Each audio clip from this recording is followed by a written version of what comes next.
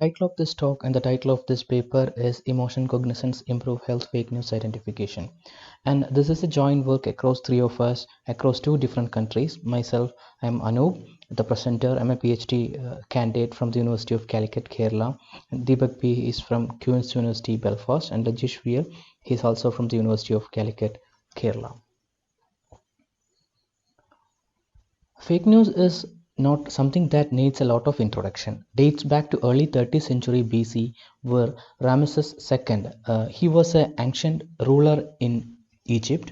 What he did is that he spread lies and propaganda on the victory of Egyptian Empire over the Hittite Empire in the Battle of Kadesh. I don't know how many of you are familiar with this old story. It's a very old story that talking about the presence of fakeness in the form of lie and propaganda. Then to now fake news is one of the greatest issue. Hence recently we met it, I mean the word post-truth again, when it was chosen as the Oxford dictionary word of the year in 2060. And at that time the context was US presidential election. Very shortly fake news has become Collins dictionary word of the year in 2070. And when we look into the definition of fake news is generally interpreted as a news that is intentionally being false. So there is a deliberate injection of misinformation and spread via traditional news or online social media. The deliberate injection and spread over the social media or a traditional media, which may have several intentions and purposes. It may be maybe to earn money or generating revenue, or it may be promoting or discrediting the public figure, political movement, campaign, companies, etc.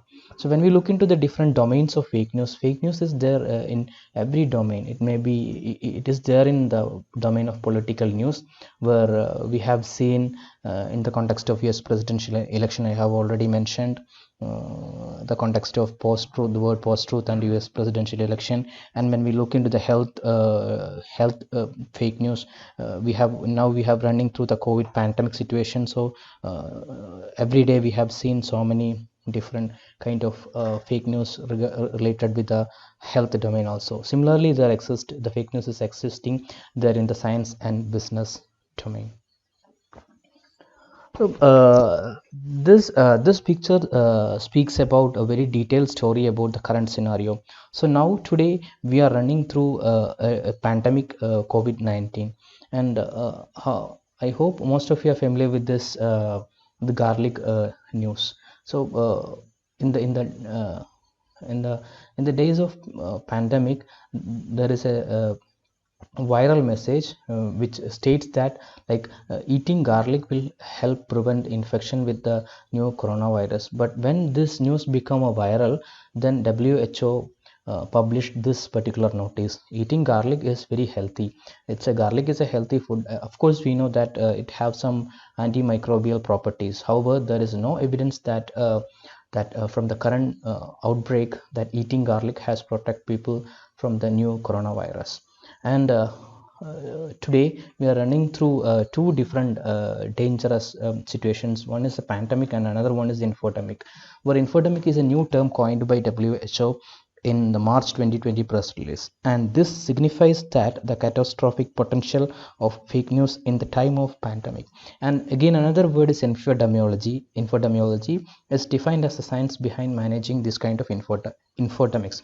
Of course, we cannot forget the New York Times article which suggests that fake news threaten our democracy, and fake medical news threaten our lives.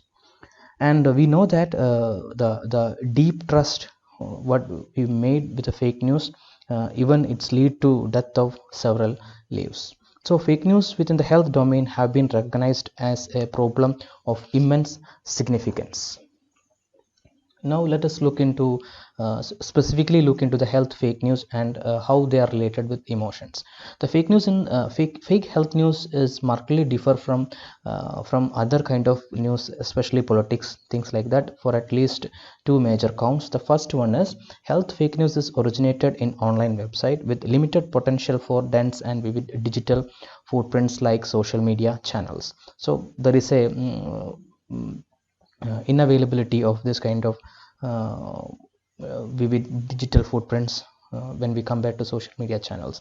And the second one is the core point of the news is conveyed through long nuanced textual narratives. These are the two differences which makes the health fake news makes from other kind of political fake news, for example. And they may also observe to be make use of abundance of anecdotes conceivably to appeal the readers on experience or self-conscious emotion. This particular point is very important because this makes the relation between health fake news and the emotion.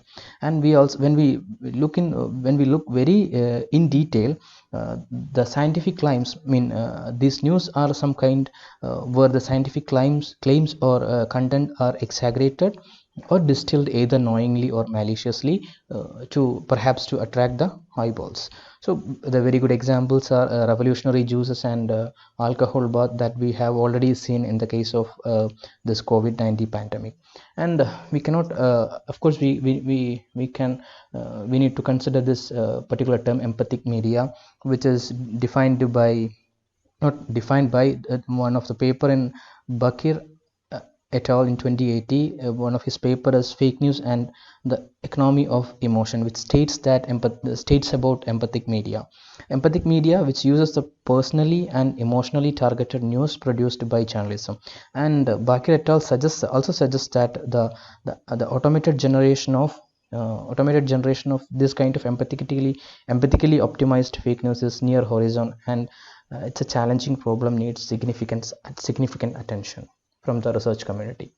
And now let us look into a few related works of the fake news detection. So major effort has been focused on political domain within the microblogging environment, and this table shows a non-comprehensive snapshot of the work in the area of fake news detection. And when we look into the task setting of this entire problems, we were divided into two task settings. The first one is supervised task setting, and the second category is unsupervised task setting. Whereas we already know that for the supervised task setting, we have the luxury of outputs or the output labels, but in the case of unsupervised task setting, there is no output is available, no output label luxuries are available. And when we look into the target domains, we have for these works, generally they acquire the data from Twitter and Weibo. Both are microblogging and platforms. And because of this microblogging platform, there are several features are available other than the content feature. Then when we look into this table, we can claim one thing, that is classification tasks heavily rely on the content, and also the content may be textual content, image content, or video content. For this work, they purely use the textual content. And when we look into the network feature, which may be the user networks and the type of user networks and the connections, things like that. And when we look into the temporal feature, it may be a retweet, for example. So this is a high level picture of this related work. And next we will look into some fake news detection works and how people are using emotions for fake news detection works. Bhutani et al. In 2090, they make use of sentiment score, which means a positive sentiment or negative sentiment. So they develop a fake news detection system which is incorporated the sentiment as an important feature to improve the baseline accuracies. They're also explained how they can combine with this kind of sentiment score, which is the traditional features like Ngram, TF-IDF, etc. Another work, when we look into this kind of is Guo et al. In 2090. They work with within microblogging platform, and they extensively exploit the usage of publisher emotion and social emotions to improve the state-of-the-art methods. And where the publisher emotion is the emotion expressed in the content, and the social emotion is the emotion expressed is expressed in the response, like the comment of this particular article. Another work is Paston et al. In 2090. They conduct their experiment with 150 real and 150 fake news articles from the political domain. They also work with the political domain, and they report that significantly more negative emotions in the title of the fake news. So these are all the popular works in this related works in this particular section. So this is an example headline and the excerpt from our health fake news data set, which talks about some revolutionary juice that can burn the stomach fat without taking any other medicines or exercises. When we look into this particular example, one similar example that I can quote is that 2 handful of cashew can elevate depression just as much as does a Prozac. So that we know that Prozac is one of the medicine for depression, and this particular news states that the fake news states that instead of taking this Prozac for cure your depression, you can take 2 handful of cashew. That's a better idea. What happened to when we look into these 2 different newses, all these magic medicines that seeks to provide false hope that exploit the fear of the diseases. So now let us look into the empirical settings, the overall framework of our study. Through the study, we consider to utilize the effective character of article content for the health fake news detection. So we posit that fake and legitimate health news article expose different kind of effective character that may be effectively utilized to improve the fake news detection. So this figure shows an illustration of our empirical study, and the major focus of our study is to exploit the differences in emotional content of the fake and the real news through word addition based text transformation, such as word embedding or document embedding. The identification of the nature of differences is outside the scope of this current study, but of course eventually it will lead to an interesting follow-on work. So when we look into this illustration, we can see a D is a original document, that is health and well-being data set, and detached is emotionized document. So we emotionizing the document, which means that we enrich the emotion from a document and produce another document set which is detached. So to enrich this emotion, we have used a lexicon, external emotion lexicon, that is L, and this method that we have termed as emotion amplification or emotionization. So let us look into how we can emotionize what is the algorithm.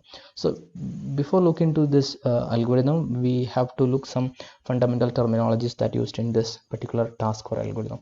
We have used an input as a news document D, which is a typical text document comprises of n number of words and m number of sentences, and we have used an external lexicon, emotion lexicon L, which is NRC Intensity Emotion Lexicon by Saif M. Muhammad in 2070. And when we look into this emotion lexicon in detail, it comprises of 3 tuples, that is W, E, and S, where W is a word and E is an emotion, and S is the intensity quantified, which is in between 0 and 1. So let us look into an example. So for example, the word is unlucky, and we have emotion is sadness, and the intensity quantified is 0.7.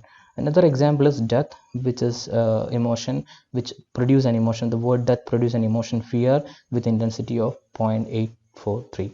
Another one is a threshold toe, which is a predefined threshold. In the algorithm, we filter the lexicon to retain only one entry per word, choosing this emotion entry with which the word has highest intensity. So for this task, we use a particular threshold toe. And of course, we have output for this particular task, which is emotionized document detach. So in short, we can define the task as D. We'll input D and the external lexicon. We pass through this emotionization algorithm. It will produce a detach. So another next one is a graphical illustration of this task or the algorithm emotionization. Now consider that we have a document D, which is Wi-Fi, a silent killer that kills us slowly. Of course, we take the first word Wi-Fi and feed into this lexicon, and the lexicon have a particular threshold tau is equal to 0.8, and we check whether the word Wi-Fi is an element of this particular lexicon L. So we know that Wi-Fi is not an element of this lexicon L, so we directly map this word Wi-Fi into the D dash. The similar task is done with A. A is not an element, so we'll directly copy the word A. The similar thing has happened with the silent. Silent is also not an element, so we'll directly copy the word silent. When we look into the another word killer, killer is an element of this lexicon. Then if the word is element of this lexicon, we'll check which emotion for this word have a threshold which is greater than 0.8. So we'll check the lexicon dictionary and we find out a word, the emotion that is fear. So killer, fear, which have intensity 0.962. So what we done is that we directly add the word and along with the particular emotion label fear. So we'll repeat the same process with that, and that is not an element, so directly we add the that into this D dash. Again we'll reach into kills. So kills is an element, of course we add the emotion label along with the kills. And as slowly, both are not an emotional word, not in the lexicon, so we'll directly add. So we have input document that is Wi-Fi a silent killer that kills us slowly, and the output emotionized document which is Wi-Fi a silent killer fear that kills fear as slowly. So this injection of artificial word is similar in spite to sprinkling topic labels to enhance text classification by Swapnil et al. In 2040. This is a complete emotionized document in our dataset, which where the emotion labels are added. The added emotion labels are shown in boldface. Okay, now let us look into the empirical study. So before looking to the empirical study, we have to check the data set. So most of the fake news data set being focused on microblogging, I have already said, in political domain. So for that we plan to curate a new data set. So we curated a new data set named HWB of fake and legitimate news article within the topic of health and well-being, which comprises of 500 real news and 500 fake news, where the newses are collected from various sources such as the real news are collected from CNN, NY Times, etc., and fake news are collected from before its news things, the portals like that.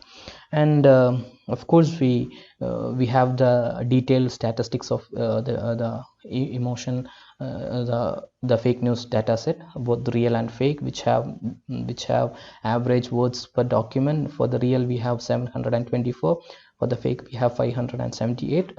Similarly we have other statistics like average sentence per document and total number of words in each category.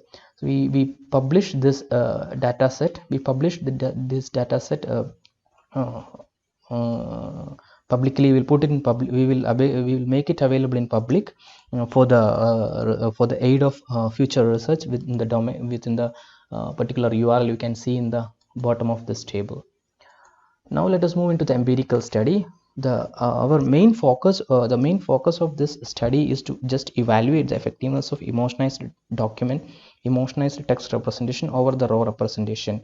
So we first consider a variety of supervised methods. For this we have a conventional classifiers and neural network classifiers. The conventional classifier which we have used naive Bayes, which is Gaussian naive Bayes, and k nearest neighbor support vector machine, where we have used kernel, linear kernel, and random forest decision tree at boost. For the neural network classifiers we have used LSTM, which with include a single layer with 100 or 300 LSTM units in the architecture. Also we have used two different dense layers. Okay, then we have used a convolution neural network with Yoon Kim 2040, which is a popular model for text classification task. So in the supervised setting we have used input, which is D is a corpus of all news article, and D dash which is a corpus of emotionized, which is an emotionized corresponding emotionized corpus. So D is non-emotionized and D dash is a emotionized corpus. We know that the Word document embedding gains increasing popularity, so we have used a distributed bag of Word doc2vec model to build the vectors over the two different corpus D and D dash, and the corresponding vectors are V and V dash. There is another parameter D, is a dimensionality, which have two meaning for the conventional classifier. D indicating the dimensionality of the document vector, and for the CNN and LSTM classifier, dimensionality of the word vector. And of course the actual labels that we mapped into 0, 1, which indicate fake or not. And we have used an evaluation measure, which is accuracy. As we know that accuracy is a popular measure to evaluate classifiers in the binary classification scenario. Simply measure the sum of the true positives and true negatives and expressed it as a percentage of the dataset size. Okay, this table shows the result of our experimental study, and the gains are observed across a wide spectrum of values. Tau, the gains are seen to peak around tau is equal to 0.6. In this table you can see accuracy D is indicating the accuracy of non-emotionized document, and accuracy of D dash indicating the emotionized documents, the accuracy of emotionized document over different variety of taus. So the peak is around tau is equal to approximately equal to 0.06.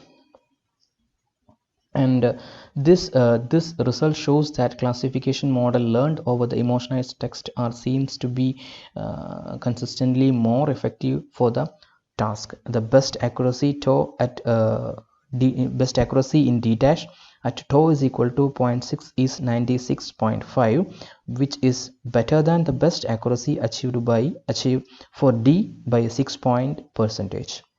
So this was the high level conclusion from this table. And of course we have used a different set of unsupervised setting. In the unsupervised setting we have used two different clustering methods. The one is k-means and the another one is dbScan. Where k-mean is a top-down approach which discover the cluster by estimating the centroid and find its membership in an iterative manner, where we have a parameter k which indicates the desired number of output clusters. And another one is dbScan, which is a different approach, a bottom-up approach, which form the cluster, enlarging them by adding proximal data points. Of course it's have another parameter, that is ms, minimum sample to form a cluster. And the evaluation measure which we have used here is purity. Purity is another popular measure to evaluate the clustering methods. It is the percentage of the total number of objects were classified correctly. Okay, so this table shows the results of k-means algorithm, k-means classification. Here also purity of D indicate the purity observed for the non-emotionized set of documents, and purity of D dash indicates the purity for the emotionized document along with various tau. So here also the trend is similar to the trend are consisting with the earlier observations of supervised classification. And we have a different number of k. We experimented with different number of k's here, and the best value achieved with D dash at tau is equal to 0.6 is 88.7, which is 3.4 percentage better than the best purity achieved by D. So this results indicate the purity of a dbScan approach. This also follow the same trend with the previous results of the k-means. Okay, since this work is finalized when many part of the world are reeling under the COVID-19 pandemic. So most of the fake news provide the false hope that exploiting widespread fear of the diseases, and it may create imbalance in social cultural structure and society, and causes many death. And however, no longer scale large scale large scale data sets of COVID-19 fake news has been made publicly available. So we thought to illustrate how our emotionalization has worked with a particular COVID-19 fake news. So we thought to collect one few fake news related with the COVID-19, and we apply the emotionalization. This is an example of emotionalized COVID-19 fake news where we similarly we added the emotion label in bold. So look into the future work. We will plan to work in future emotion make an emotion aware end-to-end method by blending the emotion cues with collective behavior heuristic by Gangredi et al. In 2020. We also consider to use the lexicon learned from the data itself by Bandakavi et al. In 2014. So he states that instead of using general purpose lexicon, it is better to use a domain specific lexicon which learned from this data itself. We also plan to explore the usage of affective content of responses to social media posts. Let us move into the summarization. So we're summarizing the work. So we consider the utility of affective character for the task of health fake news detection. We procured a new dataset, health and well-being, for the task. We proposed a simple method to emotionize text using external emotion intensity lexicon, and we empirically evaluate the representation, and we observe noteworthy gains. We firmly establish the utility of emotion information in improving health fake news detection. So this brings to me the end of this talk, and thank you so much.